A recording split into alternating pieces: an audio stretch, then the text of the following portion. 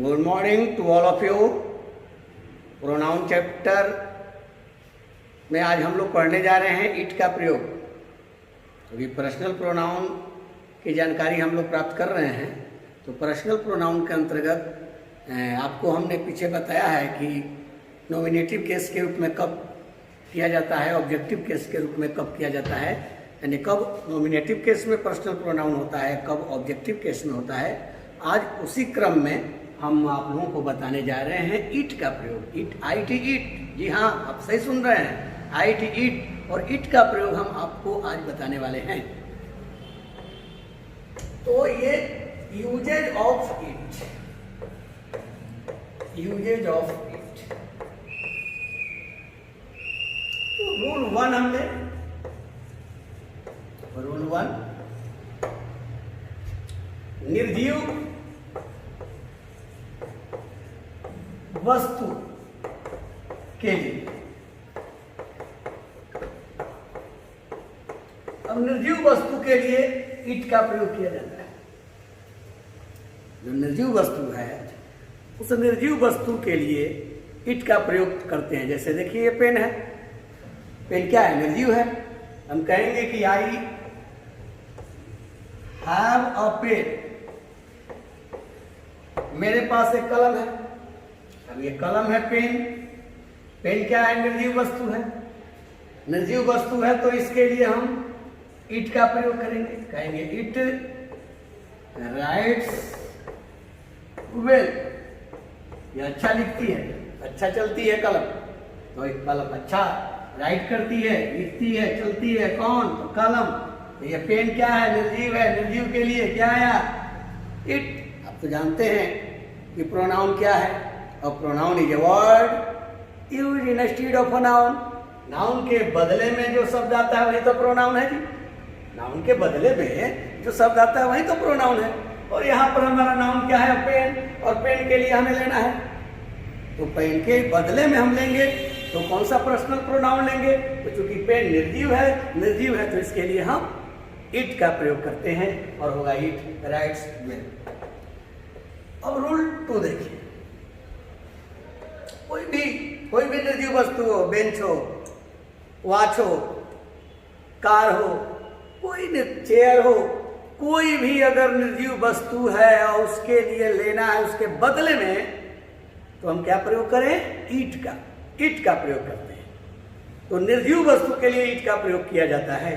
और इट चूंकि nominative case में भी होता है और इट ऑब्जेक्टिव केस में भी होता है। यहाँ आया हुआ इट नॉमिनेटिव केस में है क्योंकि सब्जेक्ट का काम कर रहा है। यही ऑब्जेक्ट के रूप में आएगा तो वो ऑब्जेक्टिव केस होगा, यानी इट नॉमिनेटिव में भी है और इट ऑब्जेक्टिव में भी है। अब रूल 2 देखिए।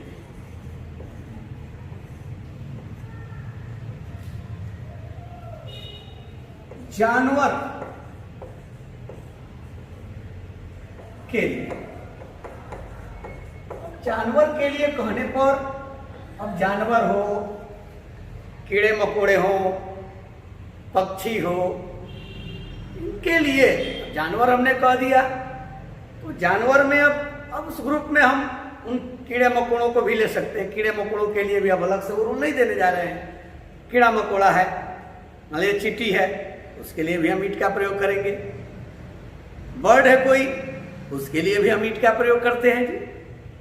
तो जानवर के लिए भी हम ईट का प्रयोग करते हैं। अब जैसे हम कहते हैं कि वेयर इज योर डॉग, तुम्हारा कुत्ता कहाँ है जी। वेयर इज योर डॉग, तुम्हारा कुत्ता कहाँ है। अब हम किसी से पूछ रहे हैं कि तुम्हारा कुत्ता कहाँ है। अरे भाई क्यों पूछ रहे हैं, तो ईट है, बीटेन, तो जानते हैं बाइट मैंने काटना होता है, भोजपुरी में कहें हबकना होता है। तो ईट है, बीटेन। अब ये थर्ड फॉर्म हो गया बाइट का, BITE का थर्ड फॉर्म हो गया, प्रेजेंट परफेक्ट है, तो यहाँ बीटेन हो गया। तो it has beaten my son it has beaten my son, यह मेरे बेटे को काट लिया है। पूछ वेयर इज योर डॉग, तुम्हारा कुत्ता कहाँ है? वह मेरे बेटे को काट लिया है। किसने काटा है भाई? तो कुत्ते ने काटा है। तो इस कुत्ते के लिए मैंने किसका प्रयोग किया? तो इट का प्रयोग किया। कुत्ते के लिए इट का प्रयोग क्यों किया? क्यों? क्योंकि कुत्ता जानवर है। तो हम जानवर के लिए भी, बर्ड के लिए भी, हम यानी एनिमल के लिए भी, बर्ड के लिए भी, इंसेक्ट के लिए भी हम इट का प्रयोग करते हैं। यह भी हमने बताया है कि जानवर के लिए हम लोग ही सी भी लगाते हैं। याद करिए, केस से पहले हमने जब हम पढ़ा रहे थे, और जेंडर में हमने बताया है कि इट तो होता है, ही सी भी होता है। कब? तो जब उस जानवर का पर्सनिफिकेशन हो, पर्सनिफाइड किया गया हो, यानी जब उसका क्लियर हो जेंडर, जब लिंग क्लियर होता है, तो वहां ही सी का भी प्रयोग हम करते हैं। जब पालतू जानवर होते हैं, तो चूंकि पालतू जानवर हैं और उनका जेंडर क्लियर है, तो पालतू जानवर हैं और जब जेंडर क्लियर है तो उसके लिए ही सी का भी प्रयोग किया जाता है। ये बात हमने जेंडर चैप्टर के अंतर्गत बताई है। लेकिन जनरली हम जानवर के लिए इट का प्रयोग करते हैं। तो वेयर इज योर डॉग, आपका कुत्ता कहाँ है? इट हैज बीटन माय सन, इसने मेरे बेटे को काटा है। किसने भाई? तो डॉग ने। तो डॉग के लिए क्या आया? इट आया। अब रूल 3 देखिए।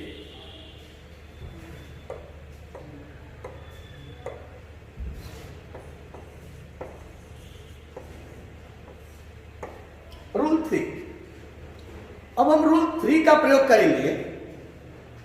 किसके लिए? तो रूल 3 यानी देश,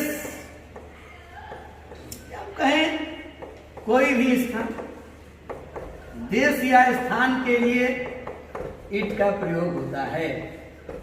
देश या स्थान के लिए इट का प्रयोग होता है।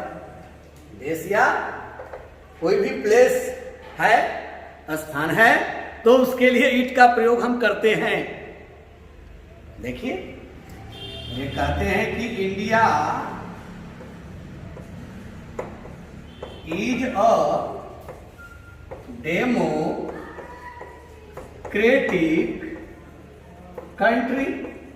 तो समझ गए होंगे, India is a democratic country. Bharat एक प्रजातांत्रिक देश है, लोकतांत्रिक देश है, जनतांत्रिक देश है। तो India is a democratic country. और फिर हमको इंडिया के लिए अब लेना है, उसके बदले में इंडिया नाउन है और इसके बदले में जब प्रोनाउन लेना है, तो इस देश के लिए, देश के नाम के लिए हमने क्या लिया? इट ले लिया। और हमने कहा it is the land of peasants. Peasants, तो it is the land of peasants, यह किसानों की भूमि है। किसकी भूमि है? तो यह किसानों की भूमि है। तो यहां पर ईट आया है किसके लिए जी? तो भाई ईट आया है इंडिया के लिए।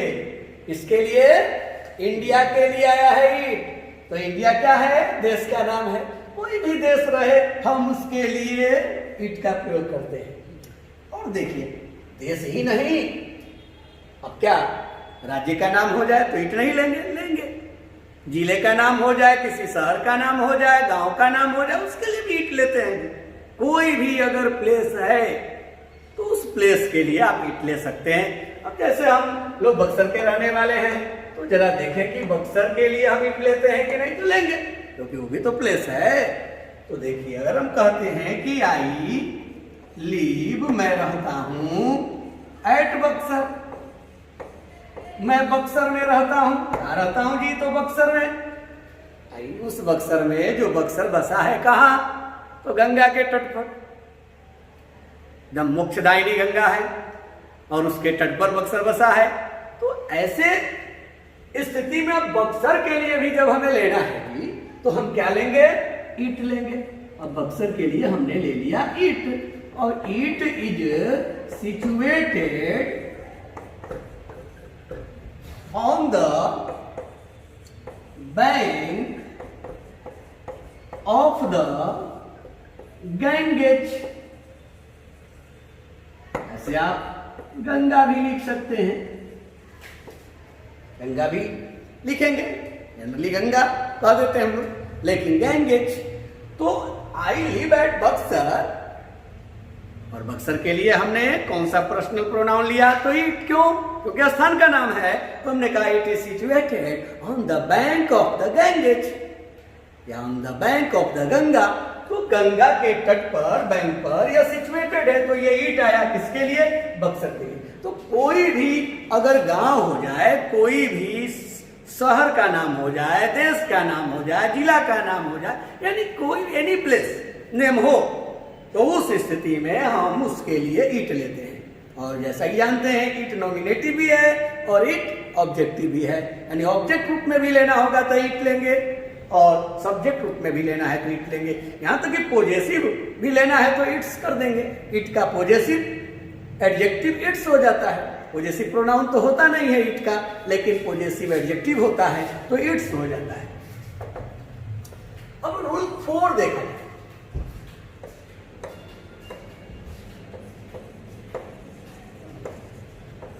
रूल 4, अब देखिए, कभी भी नाउन या प्रोनाउन पर जोर देने के लिए,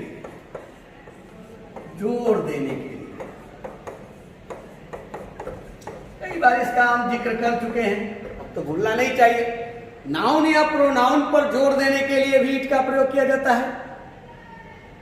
जैसे मैं ही तो हूं, it is I, it is I, यानी मैं ही तो हूं। जैसा कि मैं पहले आपको बताया था कि बी क्रिया के बाद आने वाला नॉमिनेटिव केस में होता है बेहतर। ऐसे बोलचाल में लोग इट्स मी भी कह रहे हैं, तो जैसे भी इट्स मी भी कहते हैं बोलचाल में, लेकिन बेहतर ग्रामर की दृष्टि से इट इज आई होगा। तो ये इट आया है जी किस लिए? तो इस प्रोनाउन पर जोर देने के लिए, मैं पर जोर देने के लिए, मैं ही तो हूं। तो इस आई पर जोर डालने के लिए, यानी किसी भी नाउन हो या प्रोनाउन हो, उस पर जोर डालने के लिए भी इट का प्रयोग किया जाता है। तो इट का प्रयोग नाउन या प्रोनाउन पर जोर डालने में भी किया जाता है। अब रूल 5 जरा देख लें हम लोग। रूल 5, अगर कोई भी बेबी है, बेबी तो समझ गए होंगे, यानी चाइल्ड, तो बेबी हो, चाइल्ड हो, इन्फेंट हो, शिशु, तो बेबी छोटा बच्चा अगर है तो के लिए भी हम क्या करते हैं? इट का प्रयोग करते हैं जी। छोटा बच्चा का जब क्लियर लिंग नहीं रहता है, जब उसका सेक्स, उसका जेंडर जब क्लियर ना हो, तो उसके लिए भी इट का प्रयोग करते हैं। हर घर में करीब करीब छोटा बच्चा होता है।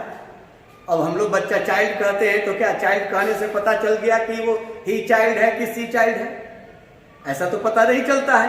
बेबी कह दिए बेबी, तो बेबी कह देने से ये पता नहीं चलता है कि वो ही बेबी है कि सी बेबी है। तो ऐसे कंडीशन में हम इट का प्रयोग करते हैं। कब? जब बच्चे का, छोटे बच्चे का जब जेंडर क्लियर ना हो।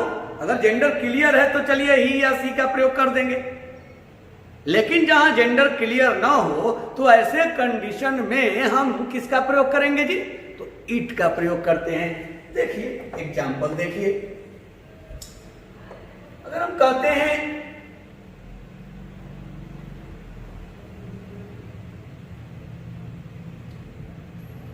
a child is crying because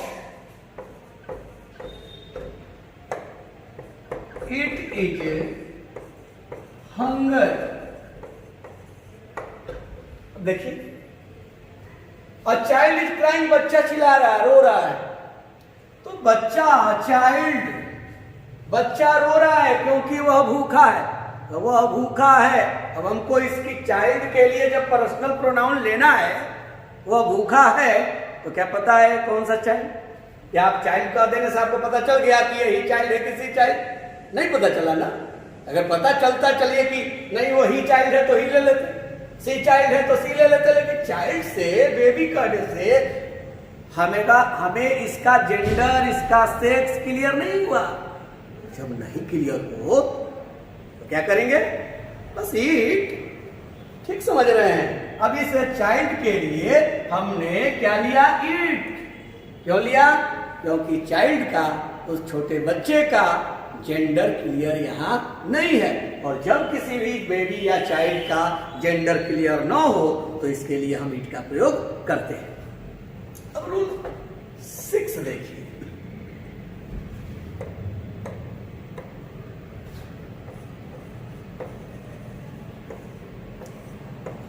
collective noun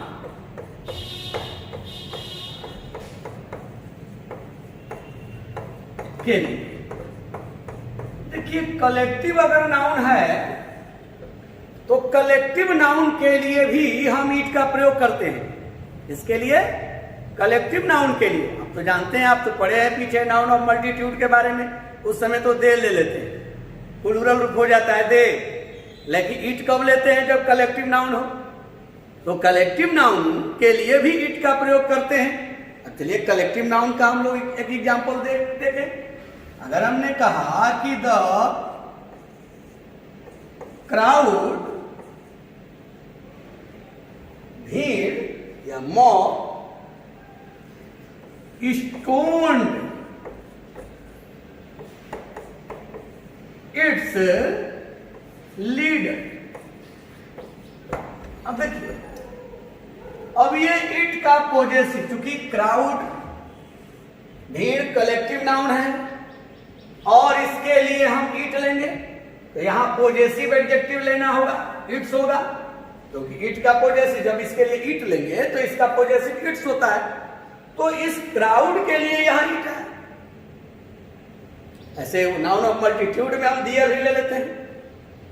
जब अलग अलग सदस्यों का बोध होता है, एक कलेक्टिव नाउन के रूप में हम इट, इसको समझते हैं। जब इट समझेंगे तो इट के हिसाब से अपना की अंग्रेजी यहां इट्स होगी। तो भीड़ ने पत्थर फेंक फेंक कर अपने नेता को मार डाला। इसके लिए इन दिनों स्टोन का प्रयोग किया जा रहा है। स्टोन में पत्थर, नाउन, स्टोन अगर नाउन का काम करता है पत्थर, लेकिन स्टोन को वर्ब का भी काम कराया जा रहा है, और हम इसका अर्थ निकाल लेते हैं कि स्टोन यानी पत्थर फेंक फेंक कर मार डाला। तो हमने कहा the crowd stone it's leader, यानी भीड़ ने अपने नेता को पत्थर फेंक फेंक कर मार डाला। किसने मार डाली? तो भीड़ ने।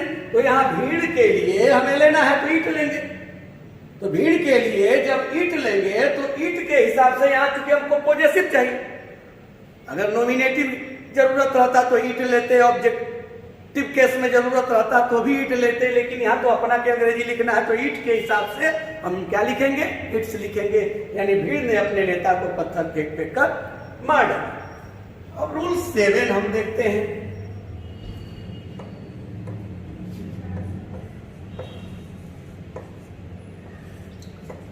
कोई भी इंफिनिटिव के लिए भी, इंफिनिटिव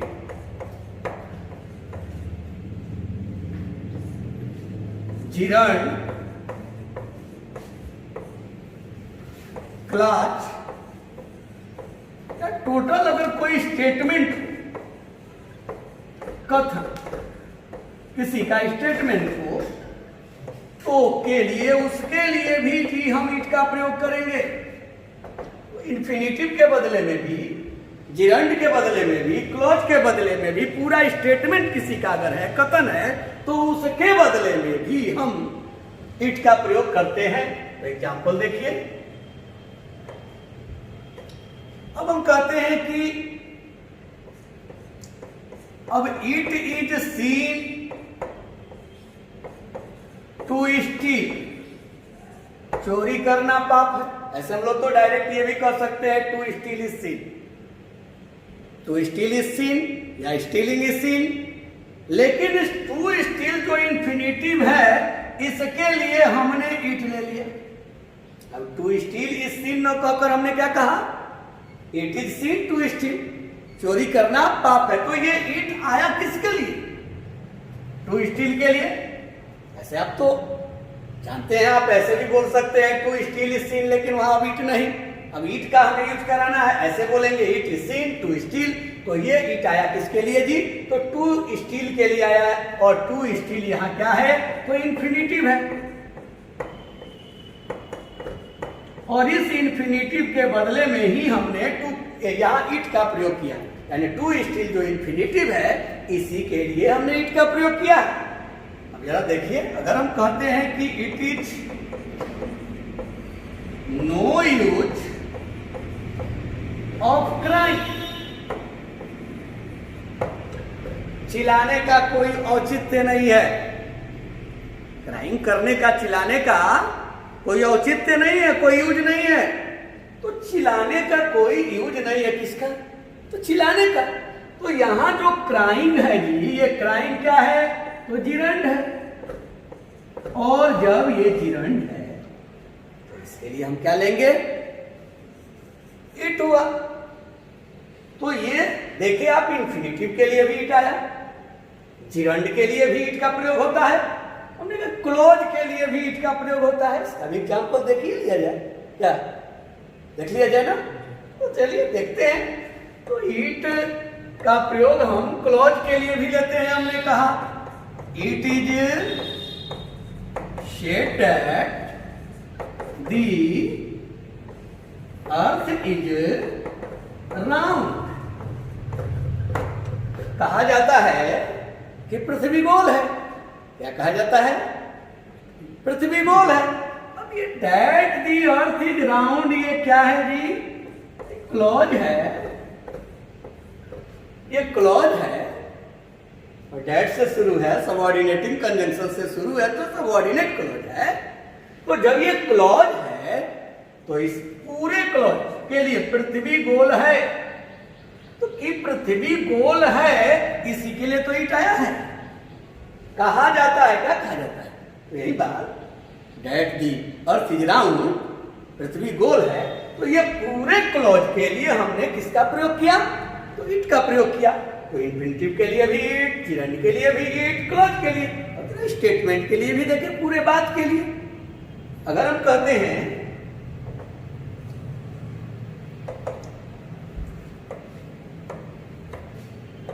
कि आई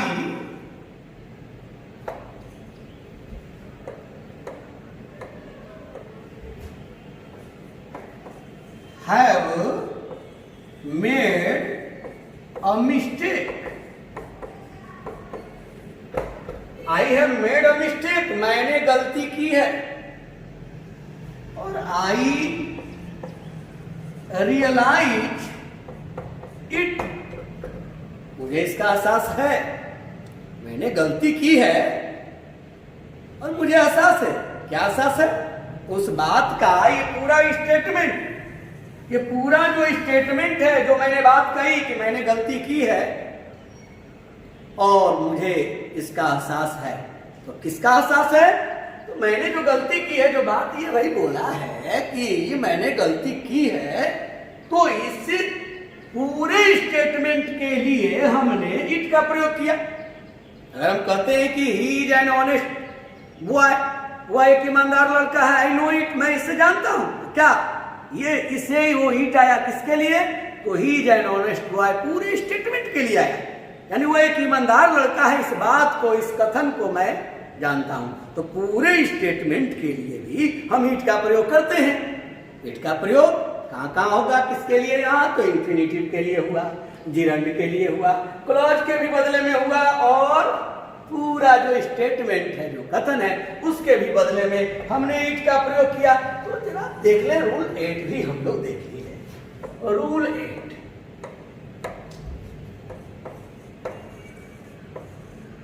अब रूल 8 देख लीजिए।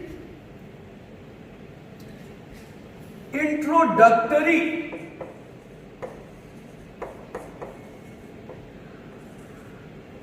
सब्जेक्ट, इंट्रोडक्टरी सब्जेक्ट या तो आ गया, दिमाग में बैठ गया होगा। जो भी इस राज कोचिंग सेंटर में पढ़े होंगे फर्स्ट ईयर में, उनके दिमाग में तो बैठ गया होगा इंट्रोडक्टरी सब्जेक्ट। तो इंट्रोडक्टरी सब्जेक्ट के रूप में कहां करते हैं देखिए। अब इंट्रोडक्टरी सब्जेक्ट के रूप में भी हम ईट का प्रयोग करते हैं, लेकिन हर जगह नहीं। इंट्रोडक्टरी सब्जेक्ट के रूप में और भी है। ईट कहां होगा, चलिए हम लेते हैं ए नंबर, समय बताना। समय बताना है तो इंट्रोडक्टरी सब्जेक्ट के रूप में ईट होगा। कैसे देखिए, हम कहते हैं इट इज 7 o'clock, 7 बजा है। इट हमने लिया, समय बताना है तो इट हमने लिया, तो इट इज 7 o'clock, 8 बजे हैं। It is 8 o'clock। तो जब भी टाइम बताना हो जी, तो वहां इंट्रोडक्टरी सब्जेक्ट के रूप में, इस प्रारंभिक सब्जेक्ट के रूप में इट लेते हैं। देखिए क्या इट यहां कोई अर्थ दे रहा है? नहीं दे रहा है। 7 बजा है, 7 o'clock, इट हो गया। तो इट यहां ऐसे स्थिति में जब इंट्रोडक्टरी सब्जेक्ट के रूप में इट आता है जी, कोई अर्थ नहीं देता है। वो आता है सब्जेक्ट रूप में आगे बैठ जाएगा, लेकिन वहां उसका अर्थ नहीं निकलता है। तो इट इज 7 o'clock। और तेरा बी देखिए, और कहां इट का प्रयोग होगा, ये तो समझ गए कि समय बताने में ईट का प्रयोग किया जाता है इंट्रोडक्टरी सब्जेक्ट के रूप में। और तो जब हमें तापमान या दूरी या मौसम बताने में, देखिए टेम्परेचर बताना हो, डिस्टेंस बताना हो, वेदर बताना हो, तो हम इसका प्रयोग करते हैं। जरा देखिए, यदि हम कहते हैं कि it is 20 degree centigrade, 20 degree Celsius, तो यहां आपने देखा कि ये तापमान बता रहे हैं, और तापमान बताने में इंट्रोडक्टरी सब्जेक्ट ईट हो गया। दूरी बताना है कि नहीं, 25 किलोमीटर है, तो हम कहेंगे जी it is 25 kilometre, it is 25 kilometre. अब ये दूरी बताने में हमने इंट्रोडक्टरी सब्जेक्ट के रूप में इट का प्रयोग किया। मौसम बताना है, अगर हम कहते हैं कि जाड़ा है, तो इट इज विंटर। गर्मी है, इट इज समर। तो मौसम बताने बसंत ऋतु है, इट इज स्प्रिंग। तो यहां पर भी मौसम बताने में भी हम इंट्रोडक्टरी सब्जेक्ट के रूप में इट का प्रयोग करते हैं। तो मौसम बताने में भी इट हुआ। यही नहीं कि आपको मान लीजिए ये कहना है कि जैसे ये महीना है, मई का है, तो ऐसे स्थिति में भी आप बोलेंगे, इसको भी अगर कहना है कि मई, तो मई है तो it is May, it is May है। यदि हम कहते हैं, ये भी अगर कहना है कि आज सोमवार है, तो आज सोमवार है अगर हम कहते हैं, तो हम कहेंगे इट इज मंडे टुडे। अब देखिए बोलचाल में लोग क्या बोलते हैं, टुडे इज मंडे। ग्रामर कहता है गलत है, ये भी ध्यान दीजिएगा।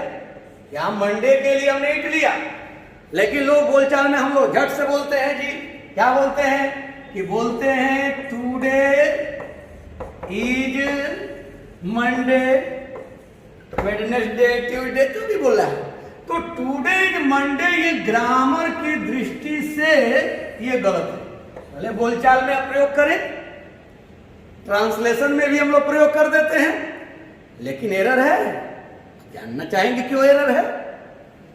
अब देखिए टुडे क्या है, तो एडवर्ब है, और एडवर्ब सब्जेक्ट का काम करेगा नहीं, सब्जेक्ट का काम एडवर्ब नहीं करेगा।